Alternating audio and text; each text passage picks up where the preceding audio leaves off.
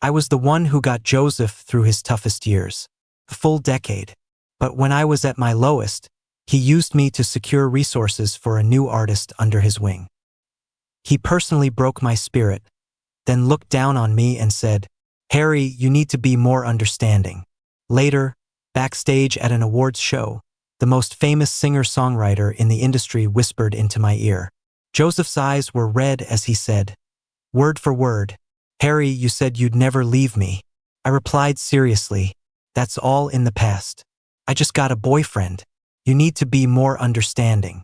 I had just gotten off the plane at the airport when I was told they'd given the theme song to someone else. Paul, my manager, grabbed my luggage.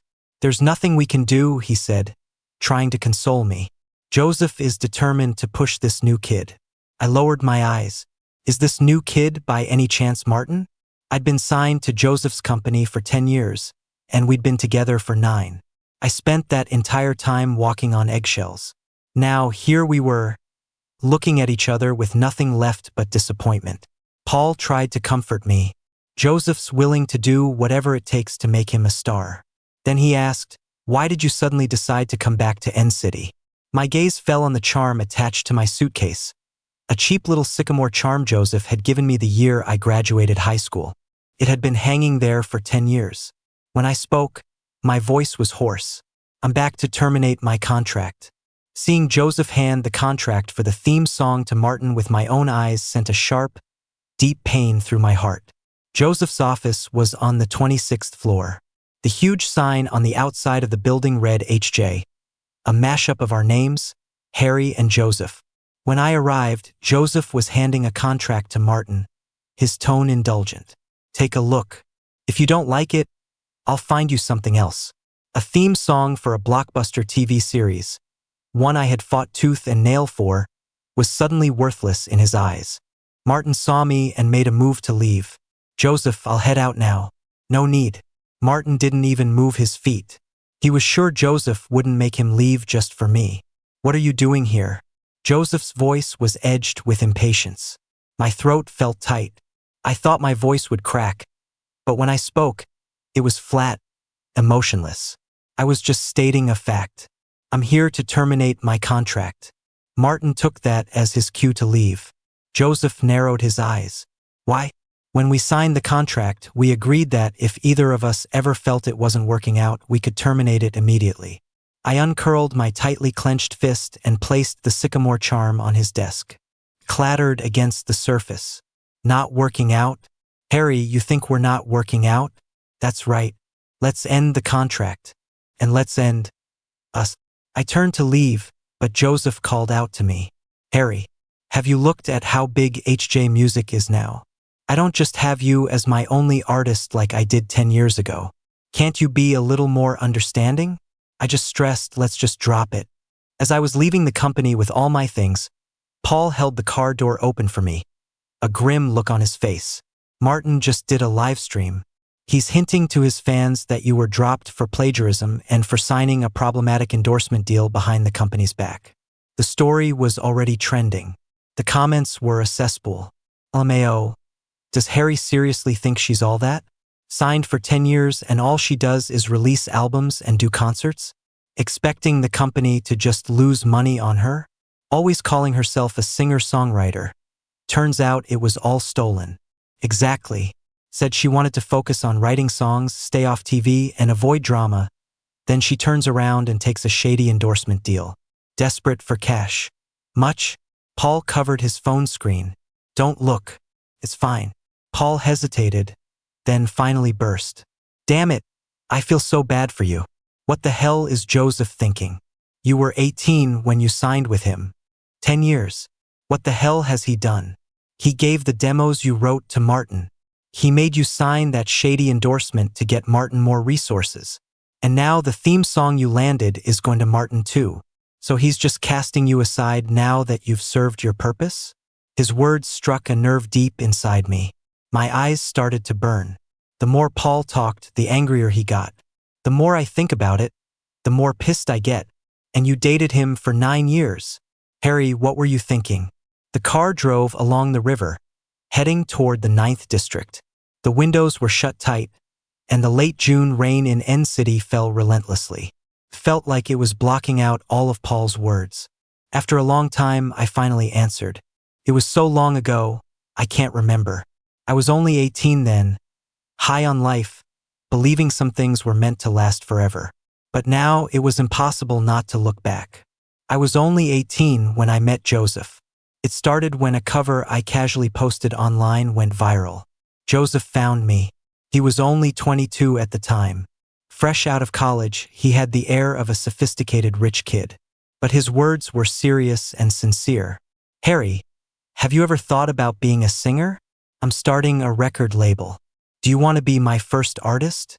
From now on, we'll face everything together, for better or for worse. I'm confident you'll become the biggest name in music. The sycamore trees of N City were lush and green that May, and Joseph's words cut straight through to my soul. You have that much faith in me? Of course. Joseph raised an eyebrow. I trust my ears and I trust my eyes. Harry, your future is going to be incredibly bright. And just like that, Joseph and I became close. By then, I'd already gotten an early acceptance to a top university. I had tons of free time to spend with Joseph holed up in the recording studio.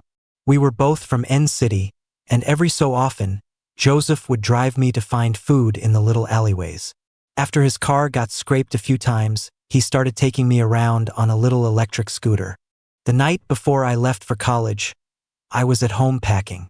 Joseph came over and watched for a bit, then hung the sycamore charm on my suitcase.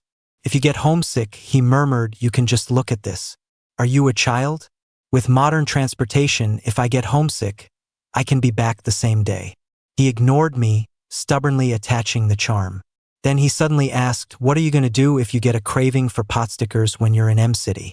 I loved the beef pot stickers from a specific shop in N City. I went almost once a week. I glanced up, trying to sound nonchalant. I'll just find a place in M City. Joseph was already ordering takeout on his phone. You said it. So you're not eating what I'm ordering tonight. Get a head start on adapting to life in M City.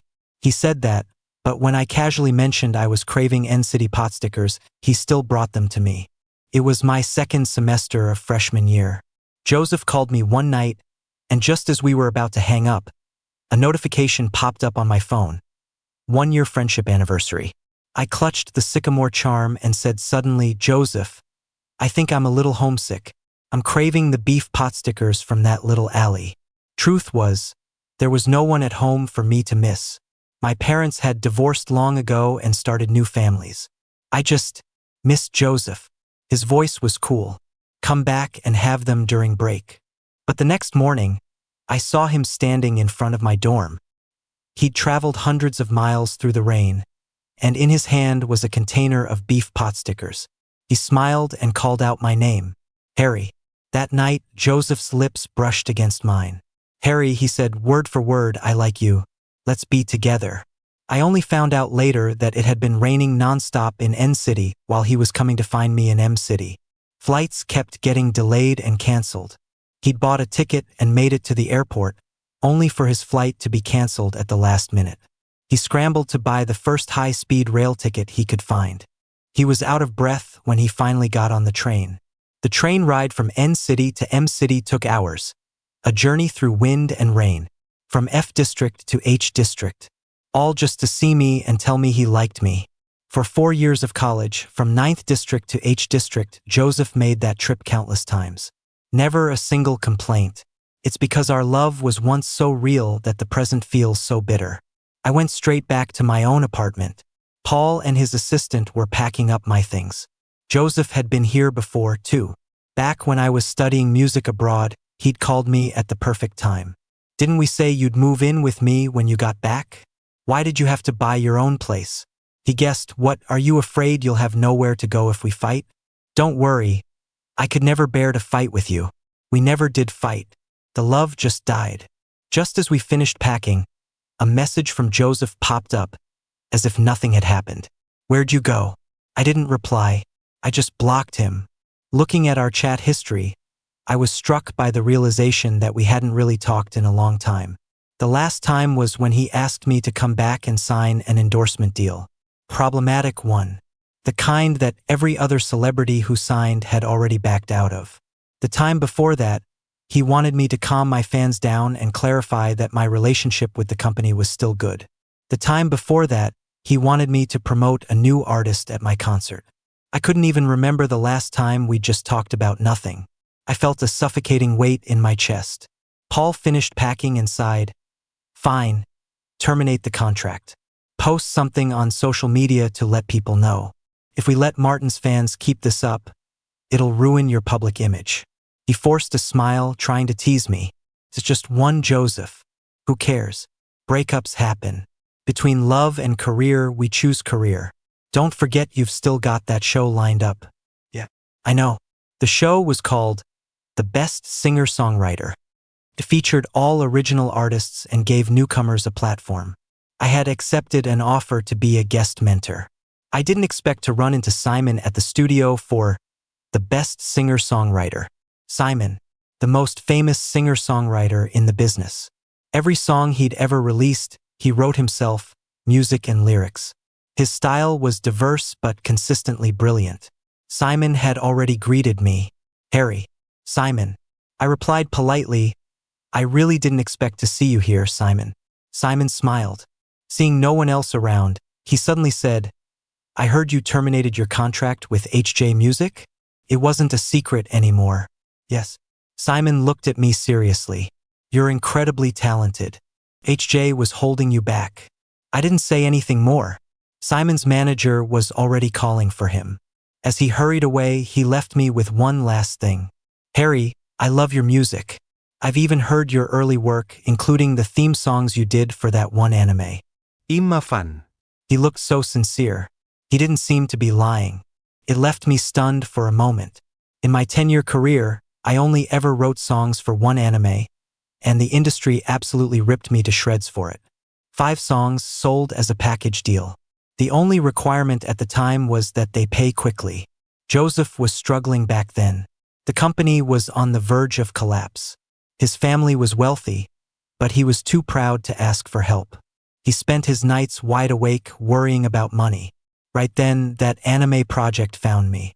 The pay was terrible. For someone with my level of fame at the time, it was a completely losing deal. It would even hurt my future commercial value. The industry said I was blind, that I was desperate for cash, that I was dragging down the value of other artists at my level. They said every nasty thing you could imagine. But I took the deal. When the money came through, Joseph pressed me against a wall in the recording studio and kissed me for a long time. His kiss tasted of bitter smoke. He made me a promise. Harry, I swear, things are gonna get better. You shouldn't think about people. The moment I thought of the past, I saw Joseph in the hallway. I hadn't seen him in a few days. He reeked of smoke, and his eyes were shadowed with an exhaustion he couldn't hide. In his hand, he clutched the faded sycamore charm. He was leaning against the door of my dressing room, looking down at me. Harry, you blocked me. I did. Why? There was no one else in the dressing room, so Joseph dropped his usual guardedness. He took 2 steps closer. Harry, we've known each other for 10 years, been together for 9. Why? Joseph, you're the one who did something wrong. You should be asking yourself that. I tried to step around him and go inside. Joseph grabbed my hand. Harry. I struggled. Let go. He tightened his grip, pulling me and pressing me against the door. My wrist ached from the pressure. Suddenly, my wrist was free. Joseph had been shoved away. Joseph. There had long been rumors that Simon came from a wealthy family. Looking at him now, it was obviously true. Even Joseph had to be polite to him. Simon? Simon had clearly just taken off his makeup. The corners of his eyes were a little red from the remover. He stood in front of me. What's the CEO of HJ Music doing here? Joseph and I had been together for 9 years, but no one knew except our managers. Joseph was speechless. Simon was already shooing him away. Harry has already terminated her contract with HJ. It's not appropriate for you to be here, Joseph. Joseph just shot back. Harry, don't you regret this? Simon followed me into the dressing room. I had a headache, but I still remembered to be polite. Sorry you had to see that, Simon. Simon shook his head. his words carrying a deeper meaning. We debuted around the same time. There's no need to be so formal. You're right. Simon smiled. Since you said that, could I ask you for a favor? I looked up. I'm planning to release an album this year, and I'm not sure about the lyrics for a few songs. I was hoping you could help me with them. Simon's lyrics had been included in textbooks. He wasn't asking for my help, he was throwing me a lifeline. I was at a loss for words. Since leaving HJ, the internet had been filled with vitriol against me. Almost every song I'd ever written was now labeled as plagiarized. And at a time like this, he was asking me to write lyrics for his new songs. I politely declined. Simon, your skills are far superior to mine. Simon wouldn't take no for an answer. I could only sigh. After this episode of The Best Singer-Songwriter airs, if you still feel the same way, I can try. I don't think anyone else's opinion could change my view of you, Harry. The Best Singer-Songwriter was pre-recorded. As soon as they released a teaser for the new episode, someone recognized me, even with a mask on. The internet exploded with hate. The director, however, didn't care at all. Even with his show's official social media being flooded, he still messaged me. Don't worry about it. I've been in this business for years. You think I can't tell who has real talent? Then he extended my contract for 2 more episodes, his words unapologetically blunt. Let them complain. They're just a bunch of lemmings who believe anything they hear. What are they going to do for me besides drive up ratings? You think I expect that brainless mob to give me money? After leaving HJ, I planned to start my own studio. That required a huge initial investment. The Best Singer-Songwriter was a great opportunity. The next time I saw Joseph was in the show's audience. I was sitting at the mentor's table, and my brow couldn't help but twitch. While the cameras weren't on us, Simon waved his phone at me. He was sitting close enough that I could see the screen just by tilting my head. Came in too late today, missed you backstage. I wanted to tell you I'm still hoping you'll help with the lyrics. What do you think, Harry? Before I could answer, a cheer erupted from the audience. A very familiar person walked onto the stage, Martin. The singer-songwriter had been running for 5 seasons. It used an open audition format, and every season featured new artists who needed a platform, a chance for their voices to be heard. In 5 whole seasons, the most famous contestant had been some influencer with 100,000 followers on a short video app. What was Martin doing here? The intro music started, and the moment he began to sing, it felt familiar. A familiarity etched into my very bones. Simon was already on his feet, his voice cold. The singer-songwriter is a stage for original music. Since when do we allow plagiarists on this stage? Martin feigned confusion. Plagiarism? This song is clearly my own original work. Many people in the audience were filming with their phones. This wasn't going to end well. Things had already blown up. I stood up too, looking down at him calmly. Was my song absurd easy to copy? I didn't feel the anger I expected. I just found it laughable. Joseph was sitting in the audience below, his expression unchanged. With his ear for music, how could he not recognize the plagiarism? This was absurd. Absurd was the song that made me famous, the lead single from my debut album. I wrote it during the summer after my freshman year of college. Summers were a miserable mix of plum rains and scorching heat. I spent day after day in the recording studio, just wanting to produce an album that listeners would love. Over the past year, I'd released a few songs, but unfortunately, my style clashed with a male singer who debuted around the same time. Even more unfortunately, he was the nephew of a superstar. To boost his nephew's career, the superstar publicly hinted that my songs were illogical and forced rhymes. Suddenly, I was being torn apart online. I was young and couldn't handle the blow. The lead single I was about to release hit a wall. I hid in the recording studio and started smoking. Joseph rushed in, holding a cake. He snatched the cigarette from my hand. Do you have any idea how important a singer's voice is? What, a few bad comments and you're ready to throw your career away? Then his tone softened. Harry, I believe in you and I trust my own judgment. You have the talent. One day you will blow everyone away. He stuck a candle in the cake. It's your birthday today. Come on, have some cake. Joseph had bought a strawberry cake. The cream and strawberry jam exploded in my mouth, sickeningly sweet. Joseph leaned in and kissed me. Harry, you're my superstar. That night, I rewrote the entire lead single. The whole song rhymed with a U sound. I named it Absurd. I'd been a model student my whole life. Getting together with Joseph was the boldest thing I'd ever done. Seemed absurd, but I wanted to be with him for a long, long time. Once it was released, the song got a huge amount of attention. Countless bloggers analyzed it. Topped the charts on every major music app. It also became the opening song for every concert and music festival I did. Standing before the massive crowds, I sang my hidden love for all to hear. Every time Joseph heard that song, his eyes would get red, and he'd come over and kiss me. Now, the exact same melody was being claimed by Martin as his original work. Martin was still fuming. Harry, just because you're famous doesn't mean you can slander me. I've always insisted on writing my own music. My voice was calm. Do you even believe that yourself? With things escalating like this, they paused the recording. The director came on stage himself and pulled Martin off. He came to my dressing room to apologize. I'm so sorry. I have no idea how things got so out of hand. I just asked, how did Martin get on the show? The director sighed. It's a long story. Martin's been in the business for a while now, right? 2-3 years? I corrected him. 2 years and 7 months. Oh, now that you mention it, I remember. His debut was at your concert, wasn't it? It wasn't my concert. I was just a tool. Joseph wanted to promote a new batch of artists at the company. He had me come back to draw in some traffic to be the headliner. The moment the news of my participation was released, the tickets sold out instantly. The event was huge, and at the last minute, Joseph decided I should sing the opening song. This wasn't what we had agreed upon. On top of that, I'd already been working nonstop for days for this promotional event. When Joseph found me, there was half an hour until showtime. I was having stomach pains, and Paul had sent someone out to get me some kanji. I was calculating out loud.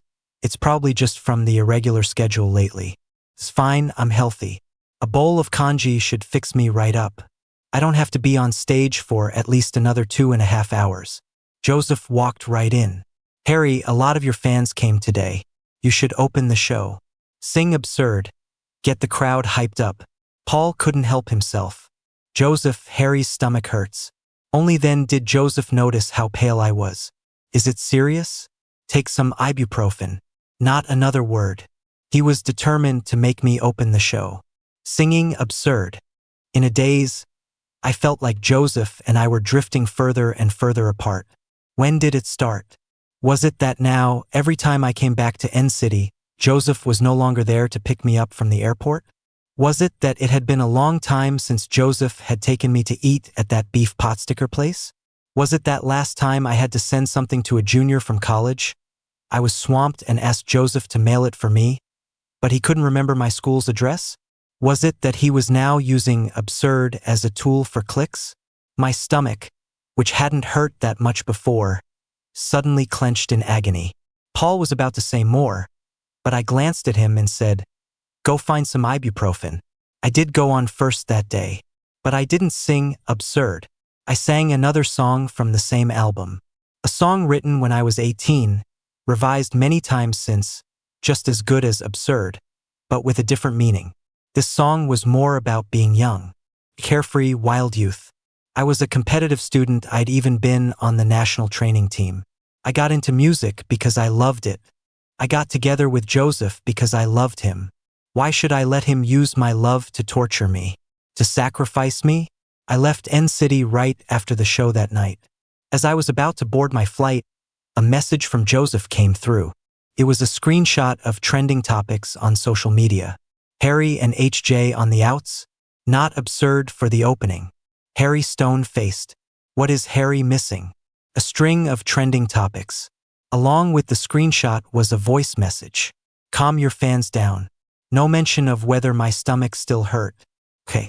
Paul posted a goodnight tweet for me, saying I wasn't feeling well today. HJ Music's official account replied faster than Joseph did, commenting under my post. Feel better, Harry? Paul replied with an emoji. The director was still talking in front of me. Sigh, it's just that Martin's been around for too long. He's got a pretty face but no hit songs. He's 25, 26 now. How much longer can he get by on looks? He's getting desperate. I don't know what he said to Joseph, but Joseph invested $50 million in the show. There was a hint of sarcasm in the director's voice. If you ask me, the industry is just too shallow these days. A guy like Martin, back in your day, he would have vanished without a trace. Now a singer can debut just because he's got a nice face. I nodded. I get it. Thanks. The director hesitated, then finally just said, Harry, I've known of you for years, even if we hadn't met. You're brilliant, your lyrics and music are top tier. I just want to tell you, you can't force some things. I was stunned for a moment, then told him, I'm not stupid. The director was already closing the door. Before he left, he told me, you're too sentimental. The head of Sono's Music is my dad. I understood instantly. Sono's Music had tried to recruit me many times. I refused every time. The CEO himself took me to dinner once, asking very politely, Harry, I'd like to understand why. Sono's Music was a giant in the industry, not some company like HJ that had only been around for a few years. My stance was so firm, he wanted a reason. I told him, Joseph and I have known each other for many years. He signed me right after he graduated, and HJ Music is even named after both of us. The head of Sono's just smiled, his words full of meaning. Harry, you see Joseph as a kindred spirit, as... He paused, then continued, as family. But who knows what Joseph thinks of you? I was certain. He feels the same way. The memory was like a knife in my chest, leaving me breathless. The break wasn't long. When I stepped out of the dressing room, I found Simon waiting by the door. You okay? I shook my head. I'm fine. I'd recovered by then and could even manage a joke. It's been so many years. I've lost count of how many people have copied me. Their fans are all screaming about how I'm old news, but their idols are still ripping off my songs. When you think about it, I'm not even that much older than them. Signed at 18. I was only 28 now. I just got famous so early it seemed like I was from a different era. Simon laughed along. You're just too popular, Harry. I don't know what the director negotiated, but when we went back, Martin was gone from the stage. After the recording ended, Simon stayed behind me. I gave in. Fine, I'll do it. I was kind of hoping to push my luck. HM? Simon looked at me, enunciating each word. You're also an amazing composer, Harry. I understood. I couldn't help but smile. You have that much faith in me? I do. Harry, you're an artist I've always wanted to collaborate with. I arranged a time to meet with Simon. As I was leaving, he was still smiling. Harry, I have a feeling my new album is going to be a blockbuster. Since I promised Simon, I kept my word. The next day, I showed up at his recording studio. Simon was in casual clothes, holding a guitar and testing out some chords. I stood at the door and listened for a bit. Simon turned around and asked me, what do you think? Simon was all in, so I was direct. The transition into the second verse feels a little jarring. Try it with a violin. Simon picked up a violin and tried it. He smiled at me. It had to be you, Harry. Simon was an artist from around my time. He entered the industry a few months after I did, full of raw talent. He'd also majored in music in college. The combination of raw talent and technical skill sent him skyrocketing to success. The album Simon was working on had a sort of back-to-basics feel. It was intensely passionate. As I was writing some lyrics, it suddenly hit me that Simon was the same age as me, only 28. It wasn't a return to basics, this was just who he was. The Martin incident was still trending. I had Paul send a cease and desist letter, ready to fight it to the end. Not because absurd once held a special meaning, but simply because of my commitment to originality. That was all. Simon had very high standards for his songs. I was busy with everything from lyrics to composition. By the time I finally finished one song, it was time for my last episode of The Singer-Songwriter. Simon had practically been living in the studio these past few days. As he was getting ready to leave for the recording, he muttered, if it wasn't for... I was still mulling over the last line of a song. I looked up. What? Never mind, it's nothing. Harry, shall we go together? I underestimated Martin's shamelessness. He showed up again at the taping of the latest episode of The Singer-Songwriter. I reviewed my contract again before forcing myself to sit down. Good news, he wasn't plagiarizing this time. Bad news. It was an absolute train wreck of a performance. Even the mentors who had clearly been paid off couldn't find a single thing to praise. Simon was even more blunt. There's no million-dollar audio engineer out here.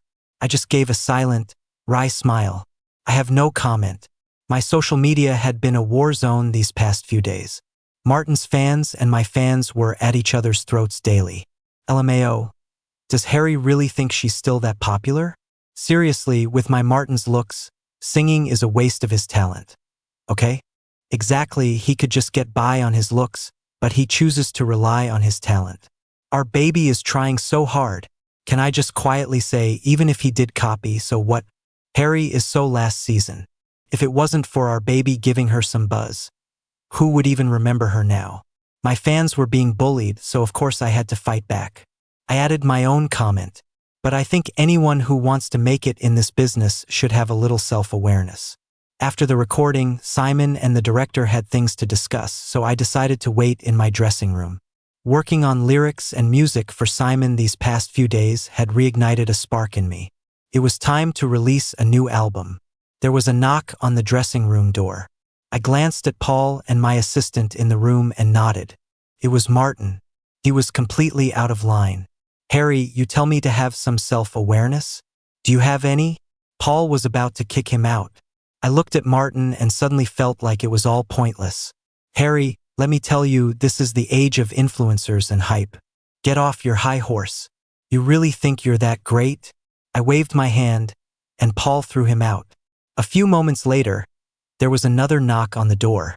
Paul cursed. Is he ever going to give up? He yanked the door open. No one was there. Just a perfectly packaged cake. Paul brought it in. It's your birthday today. A fan sent this? Let me check the security cameras. We need to be careful with food. It was a strawberry cake. Identical to the one I'd had on my 19th birthday. I lowered my eyes. It's not from a fan. Huh? It was from someone I didn't want to talk about. I didn't elaborate, just said, throw it out. Simon came back after a short chat. I had my things packed. Let's go. I figured out how to make that song even better. Harry. Simon sounded a little helpless. Harry, let's just take a day off today. Simon took 2 steps closer. I don't know if I'd have the honor of spending your birthday with you. Harry? Okay. That night, with a cake on the table between us, Simon sat across from me, a smile on his face. Make a wish, Harry. On the way home, I got a notification on my phone. A new follower. I opened it. It was Simon. A few minutes earlier, he had posted a picture of the N-City River at night, taken from the restaurant where we'd just eaten. The caption read, "May you be happy. May you be free. May your path be clear. May you never look back. You are the best singer-songwriter in my heart."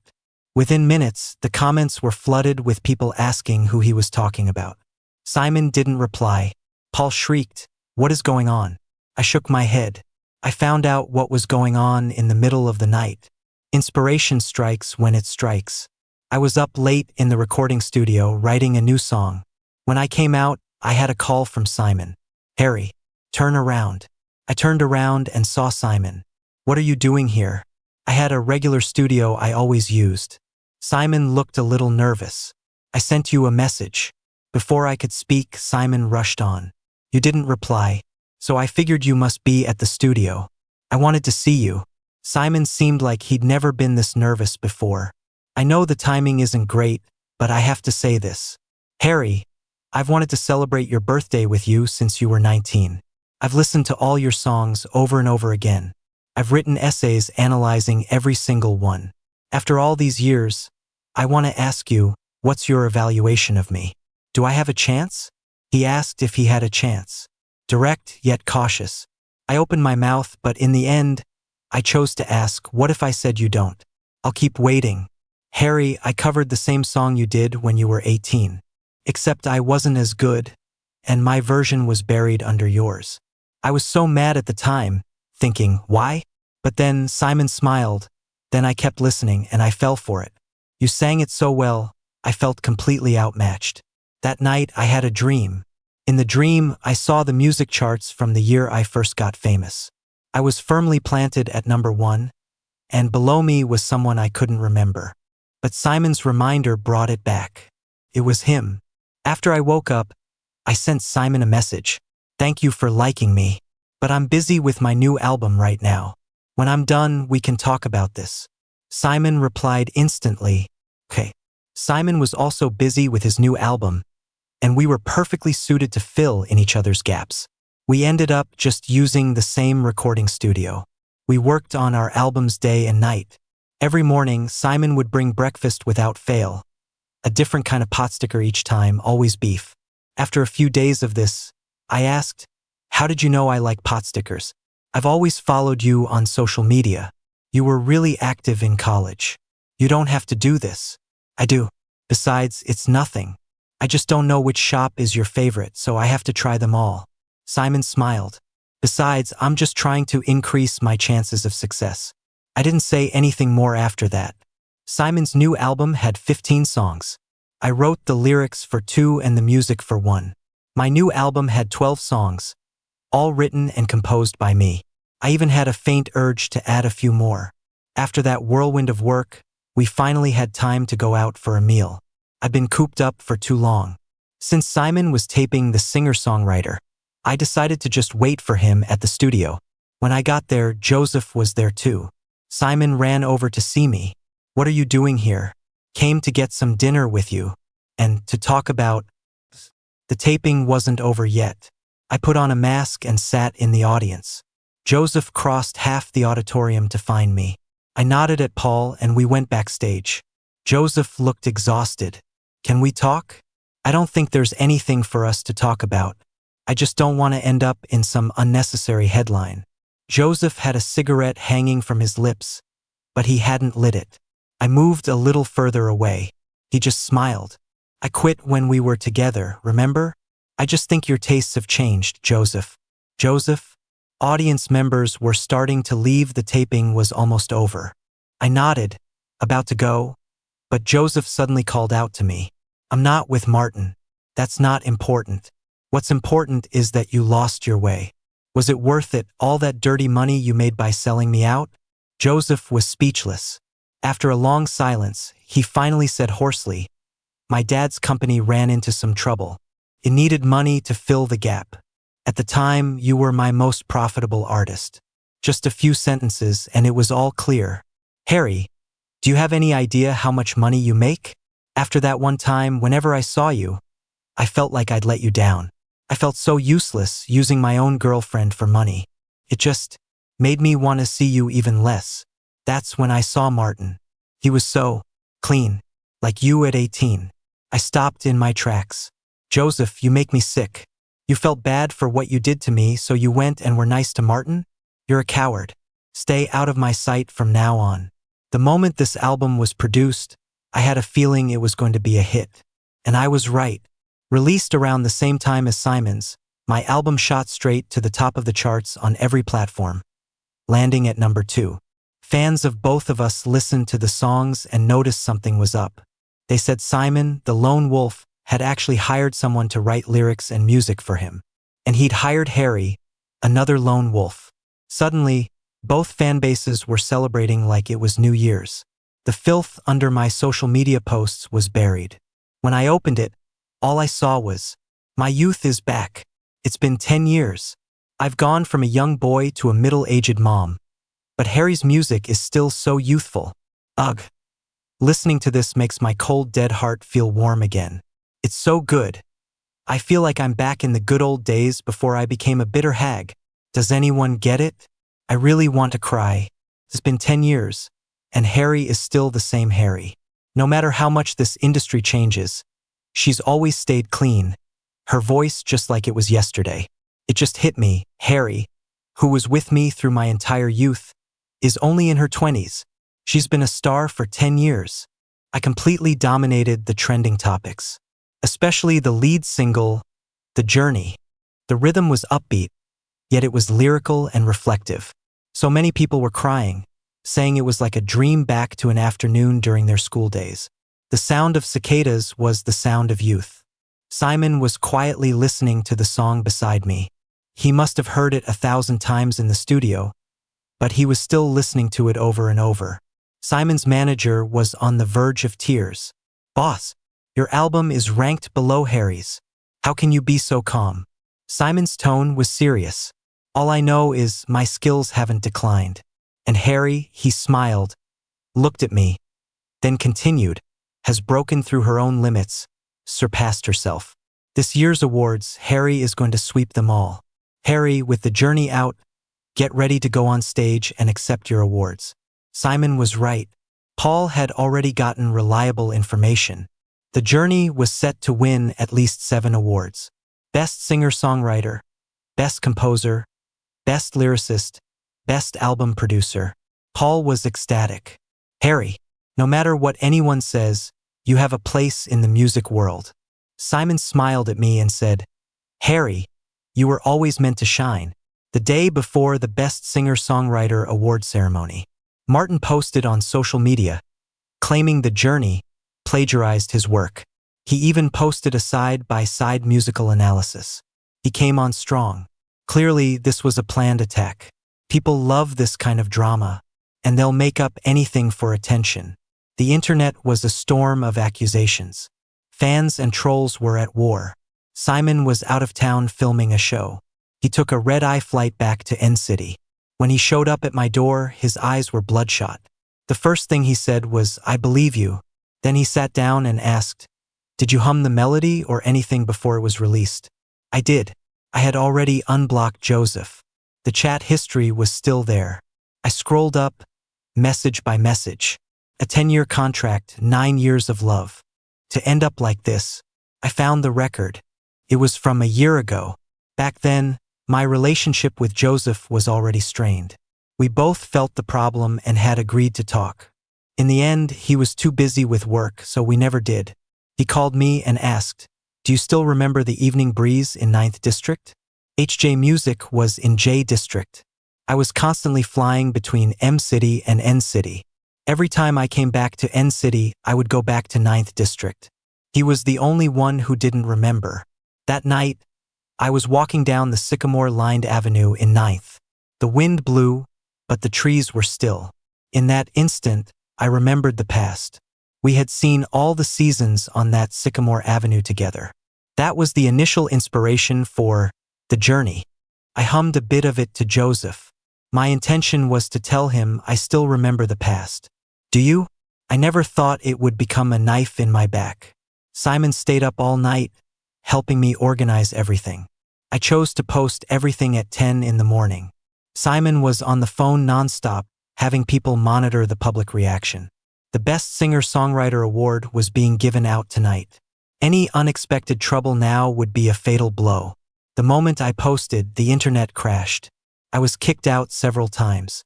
By the time I logged back in, the tide had turned. I saw the top comment under my post. "Wait, The Journey has a nostalgic vibe, right? The places it sings about are all in N-City, talking about youth and the future." Harry first hummed the melody and sent it to Joseph? I want to say Harry was originally with HJ Music, so sending it to her boss is normal. But do you guys remember her song Absurd? The whole thing rhymes with you. Absurd. Released when she was 19.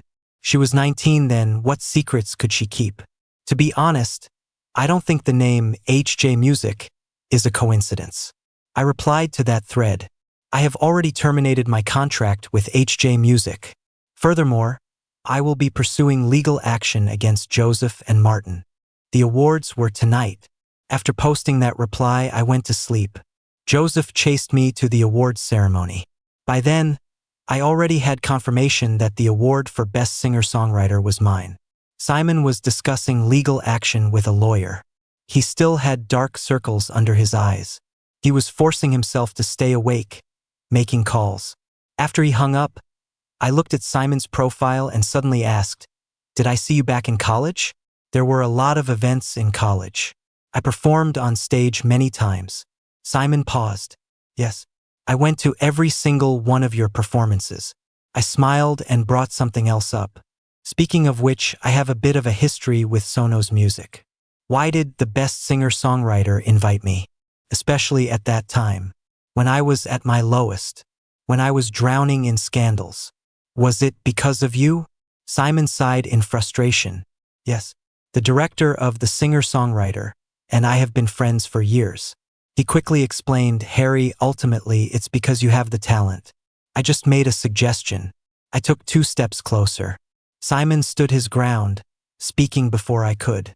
Harry, would you like to have a boyfriend starting today? I nodded. Simon leaned in and kissed me, his lips brushing my ear. Like a whisper. His voice was a murmur. You finally heard me. I looked up and saw Joseph. His eyes were red. He looked at me, then at Simon beside me, and stressed, Harry, you said you'd never leave me. I touched my ear, my tone serious. That's all in the past. I just got a boyfriend. You need to be more understanding. Boyfriend? Joseph repeated the word. You left HJ, and now you have a new boyfriend. So there's nothing between us anymore, is that it? How could that be? I reminded him, don't forget, I'm still suing you and Martin. Believe it or not, I never intended to give the journey to Martin. He saw the messages and heard the melody himself. I never expected Joseph to be the one to bring Martin down. Martin had no real talent. He built a fan base with his looks, but every live performance was a disaster. His songs relied entirely on $1 million audio engineer. Joseph exposed him completely. Suddenly, aside from his most die-hard fans, Martin was an outcast in the industry. Joseph came to apologize to me several times. I never saw him. I just kept writing new songs in the studio, thinking about a new concert tour. I had already decided to invite Simon as a guest. Simon practiced his songs over and over, terrified of making a mistake. I stood to the side, laughing. Simon, you're one of the top singer-songwriters in the business. This isn't like you. Harry, sharing a stage with you is something I've dreamed about for a long time. I won't allow myself to mess up. I was stunned for a moment, but eventually, I agreed to meet Joseph one last time. It had only been less than half a year, but it felt like forever. The man who had reached out his hand to me under the summer sycamores and said, from now on, we'll face everything together, for better or for worse. I'm confident you'll become the biggest name in music. There was no trace of him left. My agreement to see him was sudden. Joseph came in a hurry. The same rushed, travel-worn look, but everything was different. I took back the contract I gave Martin. It was useless anyway, the production company only wanted you. I don't expect you to come back. I just wanted to say I'm sorry. I want you to forgive me. Why should I? My tone was calm from beginning to end. Joseph, you're the one who did something wrong. Why should you demand my forgiveness? That's not how it works. The reason I'm seeing you today isn't to make you feel better. It's to tell you, Joseph, in 10 years, I never let anyone down, including you. But you let everyone down, including yourself. I'm gonna keep moving forward, win every award there is. You're the one who got lost. After that, I never saw Joseph again. I would keep moving forward, never forgetting why I started. And he would stay where he was, slowly rotting away. Later, when I was abroad accepting an award, a friend mentioned Joseph. She said HJ Music eventually went under, and Joseph went home to take over his family's business empire. She asked me to guess Joseph's fate and sighed. If he hadn't self-destructed back then, with your fame now, HJ Music would be an industry leader. I cut her off. I don't want to hear anything about him. My friend sighed. She watched as Simon and I went on stage together to accept our award. I was 18 then, full of youthful arrogance and bold words. And now I had actually become the biggest name in music. Except, I have a bright future ahead of me. As for the other one, he's long since faded into obscurity.